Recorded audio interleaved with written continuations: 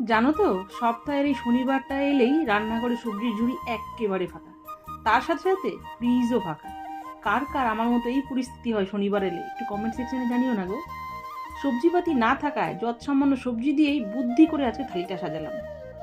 প্রথমেই ছিল গরম গরম সাদা ভাত, আর তার সাথে ছিল উচ্ছে আর কুমড়ো দিয়ে একটা ভাজা ভাজা, আর গরম ভাতের সাথে ছিল পোস্তের গরম গরম বড়া, আর সাথে চাকা চাকা করে আলু ভাজা। কে কে ডালের সাথে এরকম চাকা চাকা করে আলু ভাজা খেতে ভালোবাসো, একটু কমেন্ট সেকশনে জানিও না গো। আর তার সাথে ছিল বাঁধাকপি ভাজা। বাড়িতে যখনই বড় সাইজের একটা বাঁধাকপি আনে না, তখন বাঁধাকপিটা পুরোটা ঘন্ট না বানিয়ে একটু থেকে যায়। এটা কি সবার বাড়িতে থাকে বলো?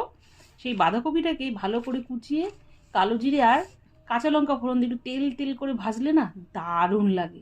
এক নাগারে মাছ মাংস খাওয়ার পর যদি এরকম একটা নিরামিষ তৃপ্তিদায়ক থালি হয়, তাহলে তোমরাও কি আমার মতো এরকম তৃপ্তি করে খাও? তোমাদের মতামতের কিন্তু আমি অপেক্ষায় রইলাম, একটু জানিও না গো।